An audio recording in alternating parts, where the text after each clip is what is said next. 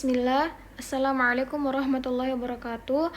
Perkenalkan, nama saya Nureski Oktaviani, mahasiswa dari Universitas Muhammadiyah Makassar, program studi pendidikan agama Islam.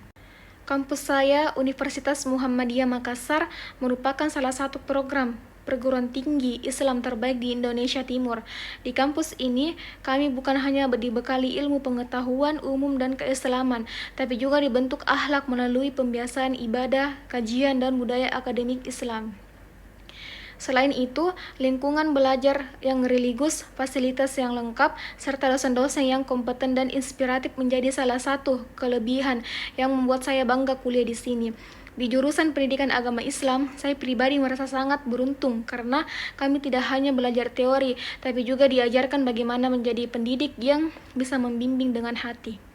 Mata kuliah yang saya presentasikan kali ini adalah psikologi perkembangan yang dibimbing oleh dosen kami yang luar biasa, yaitu Ibu Dr. Musdalifah Nihaya, SPSI, MPD. Beliau adalah sosok dosen yang tegas tapi sangat baik dan perhatian kepada mahasiswanya. Gaya mengajarnya kadang bikin deg-degan, tapi justru itulah yang membuat kami semua jadi lebih disiplin dan fokus saat kuliah. Dan yang lebih seru, ibu juga dikenal humoris, jadi walaupun tegang, tetap bisa tertawa. Terima kasih banyak Bu atas semua ilmu dan semangatnya selama 1 semester ini.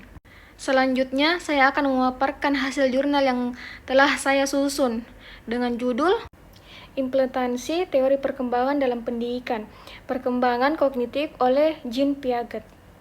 Dari seluruh uraian pembahasan dalam jurnal ini, dapat disimpulkan bahwa pemahaman terhadap teori perkembangan psikologi bukan hanya penting secara akademis, tetapi menjadi dasar fundamental dalam menjalankan proses pendidikan yang efektif dan bermakna.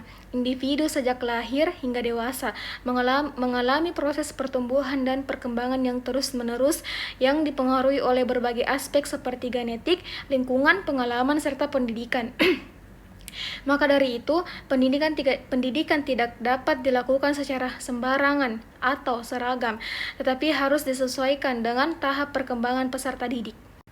Setiap tahap perkembangan manusia, baik pada masa anak-anak, remaja, dewasa awal hingga dewasa madya dan akhir, memiliki karakteristik psikologis tersendiri. Pada masa remajanya, misal, individu sedang mencari jati diri, memiliki dorongan kuat untuk mandiri, serta mengalami gejolak emosi dan perubahan biologis yang pesat. Tanpa pemahaman yang tepat terhadap kondisi ini, banyak pendidik dan orang tua yang justru menanggapi perilaku remaja dengan sikap keras, menghakimi, bahkan menjauhkan mereka dari pendidikan agama yang seharusnya menjadi penyimbang utama dalam proses pencarian identitas tersebut. Permasalahan yang diangkat dalam jurnal ini mencakup beragam tantangan dalam proses perkembangan, mulai dari kurangnya perhatian terhadap kebutuhan emosional siswa, pola asuh yang tidak sesuai, hingga gangguan perkembangan seperti ADHD yang dapat menghambat pencapaian akademik maupun sosial peserta didik. Banyak dari permasalahan ini muncul bukan karena kurang niat baik dari pendidik, tapi karena keterbatasan pemahaman terhadap teori perkembangan dan karakteristik peserta didik. Tanpa landasan keilmuan yang kuat, proses pendidikan bisa menjadi tidak manusiawi, cenderung memaksakan standar yang kaku dan mengabaikan keunikan serta potensi masing-masing individu. Solusi yang ditawarkan melalui pendekatan teori-teori psikologi seperti di psikodinamika, behavioristik, dan humanistik memberikan kerangka yang sangat berguna dalam menangani berbagai bentuk permasalahan perkembangan tersebut. Teori psikodinamika mengajarkan bahwa pengalaman masa kecil dan konflik batin yang tidak terselesaikan bisa terdampak besar terhadap perilaku seorang di masa kini. Teori behavioristik membantu kita memahami pentingnya penguatan, hukuman, dan pembiasaan dalam membentuk perilaku yang diinginkan. Sementara teori humanistik menekankan pentingnya menciptakan lingkungan pendidik yang menghargai eksistensi dan potensi manusia, serta memenuhi kebutuhan dasar psikologis seperti kasih sayang, rasa aman, dan harga diri. Ketiga pendekatan ini bisa diintegrasikan dalam pilihan secara fleksibel sesuai konteks dan kebutuhan peserta didik. Dalam kerangka pendidikan agama Islam, seluruh teori perkembangan psikologi ini tidak bertentangan, bahkan justru dapat diperkaya oleh nilai-nilai Islami. Islam memandang manusia sebagai makhluk yang diciptakan Allah dengan potensi yang sempurna. yang harus dikembangkan melalui pendidikan. Dalam Al-Quran, Allah telah banyak memberikan serta menganjurkan pendidikan yang sesuai dengan kapasitas dan kesiapan individu. Misalnya Quran Surah An-Nur ayat 33, Allah memerintahkan untuk menahan diri dari dan menjaga kesucian diri, yang sangat berkaitan dengan pendidikan akhlak dan pengendalian diri sejak masa remaja.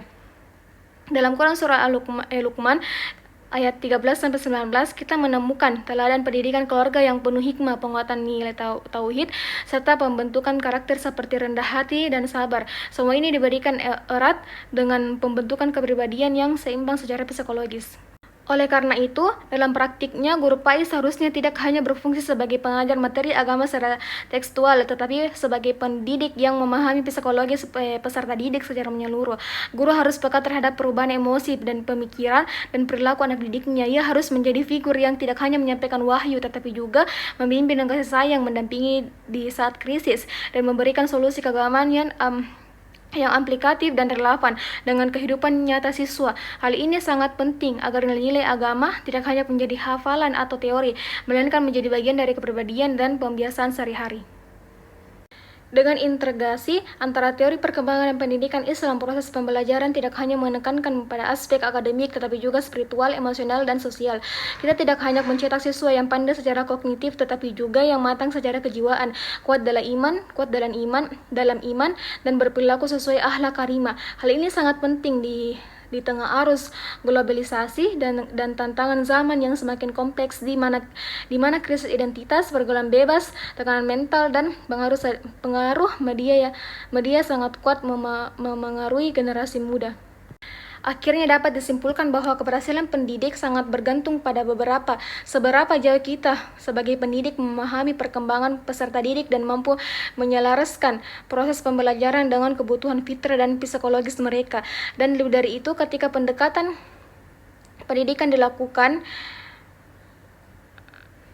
dengan ruh keislaman yang penuh hikmah, kasih sayang, dan pemahaman mendalam terhadap jiwa manusia, maka pendidik tidak hanya mencetak lulusan, tapi juga membentuk insan yang paripurna, cerdas, beriman, dan berakhlak mulia. Demikian presentasi jurnal yang dapat saya sampaikan. Semoga apa yang saya paparkan bisa memberikan manfaat dan menambah wawasan, khususnya dalam memahami perkembangan psikologi dari sudut pandang pendidikan dan nilai Islam. Saya juga ingin mengucapkan terima kasih kepada Ibu Dr. Musdalifah Nihaya, SPSI MPD, pada atas bimbingan dan ilmu yang begitu berharga selama perkuliahan ini. Mohon maaf apabila dalam penyampaian terdapat kekurangan atau hal-hal yang kurang berkenan. Wassalamualaikum warahmatullahi wabarakatuh.